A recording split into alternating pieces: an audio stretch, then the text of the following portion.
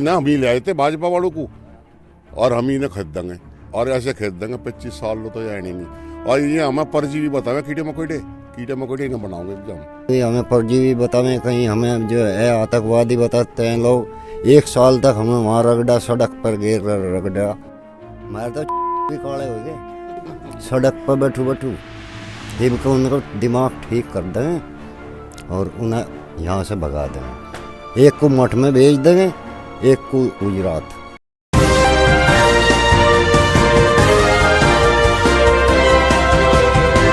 दो 2022 का चुनावी बिगुल जो है वो बज चुका है, क्योंकि तमाम राजनीतिक पार्टियों ने ऐलान करना शुरू कर दिया है कि अपने अपने उम्मीदवार उतारेगी।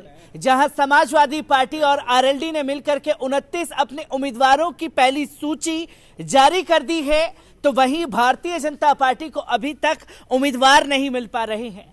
2022 का चुनाव इसलिए भी खास है क्योंकि किसानों से जो वादे किए गए थे वो वादे कितने पूरे हुए, और देश के प्रधानमंत्री ने 1 साल बाद ये ऐलान किया कि वो तीनों कृषि कानून जो है वापस ले रहे हैं। इसी को भारतीय जनता पार्टी भुनाने पर लगी हुई है कि हम फिर से सत्ता पर काबिज हो जाएंगे। और उत्तर पश्चिम सीट पर सभी की निगाहें टिकी हैं। 136 सीटें उत्तर पश्चिम सीटों पर आती हैं, जिसमें से अगर बात की जाए 2017 की तो भारतीय जनता पार्टी के पास 109 सीटें थी। अब भारतीय जनता पार्टी कैसे उत्तर पश्चिम सीटों पर अपना दम दिखा पाएगी, या आरएलडी या समाजवादी पार्टी जो गठबंधन के साथ चुनावी मैदान में है, भारतीय जनता पार्टी को कैसे रोकेगी, इसी पर बात करने के लिए मेरे साथ किसान यूनियन के ग्रामीण लोग मौजूद हैं। मैं सबसे जानने की कोशिश करूंगा कि आखिरकार 2022 का जो वादा किया जा रहा है भारतीय जनता पार्टी का कि इस बार 400 के पार जाएंगे, सभी विपक्ष पार्टियां जो हैं त्रस्त हो जाएंगी। भाई इन्होंने ले लिया किसानों का पंगा भी का, और किसान इन्हें छोड़ देंगे नहीं। और ये भी का नहीं है 25 साल लोग को नहीं आने के, ये का हरा है ये 25 साल नहीं आने के। 25 साल लिख लो तब इनके पक्के किसान ने क्या किसानों के पंगा ले रखा है उन्होंने। किसान इन्हें ठीक करके भेजेगा, बिल्कुल किसान ठीक करके भेजेगा। मैं इसी के साथ साथ देश के प्रधानमंत्री ने जब तीनों कृषि कानून वापस लिए तो वो ये बताने की कोशिश कर रहे हैं और बुलाने की कि किसानों से जो वादा किया वो हमने निभा दिया। कहाँ जुट्टू वादा कर रहा, क्या कहा 3 कानून का ही करे वो कह रहा वो 3 कानून वाला उल्टा क्या कह रहा वो। और वो एमएसपी कौन देगा? एमएसपी तो कुछ भी नहीं बोलते, जोन से असली चीज है जी मैं एमएसपी कर देंगे बाद जी देखेंगे इन्हें। और हाल तो इन्हें जाना है जा 2024 में चले यहाँ 25 साल लगेंगे मोदी और को तो फिर आने में, भाजपा को आने में 25 साल लगेंगे। हाँ 25 साल लगेंगे फिर आने में भी जा, ये तो गए ही है, ये गए इस बार। मैं ये भी आपसे जानना चाहूंगा क्योंकि किसानों को लेकर के एक राजनीति जो है आरोप लगाए गए, इन्हीं किसानों को खालिस्तानी, कभी पाकिस्तानी, कभी ये बताने की कोशिश की गई कि समाजवादी पार्टी के आदमी हैं, कभी बताने की कोशिश की गई कि फला विपक्ष की पार्टी के लोग हैं। तो इस बार किसान किस तरीके से भारतीय जनता पार्टी को सबक सिखाने के लिए तैयार हैं? हम तो किसान ही हैं, पर क्या कर रहे हैं हम तो सपा की लोक दल जो है नहीं वोट देनी पड़ेगी। नहीं यही ना हम ही ले आए थे भाजपा वालों को और हम ही ने खरीद देंगे और ऐसे खरीद देंगे 25 साल तो यार नहीं।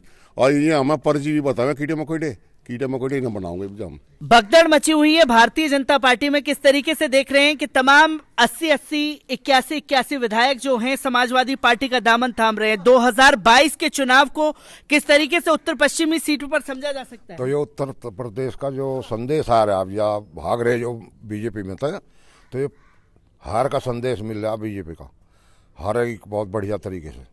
योगी जी तो कह रहे हैं विकास भी किया और सारे वादे पूरे किए हैं किसानों से। कोई वादा नहीं किया। प्रधानमंत्री सहारनपुर में वादा करके 14 दिन में पेमेंट दूंगा, आज तक पेमेंट देख 1 साल हो लिया, पैसा पड़ा। जो इस साल का गन्ने का पेमेंट है वो भी अभी पड़ा, पिछला नहीं मिला। तो कहाँ तक मिला, कहाँ तक गुजारा कर रहे लोग। तो बोल रहे हैं कि 6-6 हजार रुपए अकाउंट में हमने किसानों के भिजवा दिए, फ्री राशन दिलवा रहे हैं। 6,000 रुपये की खड़की बोरी आ रही जा, क्या आ रहा 6,000 रुपये का? 35 रुपये का मंडल मिला था इनके, उसमें बीड़ी का सारा लूट लिया किसान और मजदूर। तो किसान और मजदूरों को पूरा लूट लिया। तो इस बार योगी जी तो कह रहे हैं कि 400 के पार जाएंगे, चाहे कितना भी माहौल बनाने की कोशिश की जाए वो बनने वाला नहीं है। ये कुछ माहौल नहीं बनाने के। 10 रुपये कहे थे अनुदान देंगे, वो भी चुप हो गए, एक दिन कह गए। कुछ नहीं देना है किसान को, मजदूर को। किसान और मजदूरों को कुछ नहीं दिया। किसानों को लेकर के सियासत तेज हुई थी, जहां ये बताने की कोशिश की गई कि किसान राजनीति कर रहे हैं। अब 2022 का चुनावी बिगुल बज चुका है। अब किसान राजनीति करेंगे या भारतीय जनता पार्टी से जो जो वादे किए थे उन वादों के बारे में पूछेंगे? हाँ, उन वादों के बारे में पूछा जाएगा जिस पे सरकार हमने बनाई थी पिछली। अब उनसे जवाब मांगा जाएगा आपने क्या किया 4.5 साल के अंदर, और आगे आप जो है 25 साल तक पछताओगे। हम उन्हें जवाब देंगे इस बात का। और जो है हमारे कोई काम नहीं किया, कहीं हमें परजीवी बतावें, कहीं हमें जो है आतंकवादी बताते हैं लोग। 1 साल तक हमें वहाँ रगड़ा, सड़क पर गिर रगड़ा। हमारे तो चुत्तड़ भी काले हो गए सड़क पर बैठू। ये भी उनको दिमाग ठीक कर देंगे और उन्हें यहाँ से भगा देंगे। एक को मठ में भेज देंगे, एक को उधर भेज देंगे गुजरात।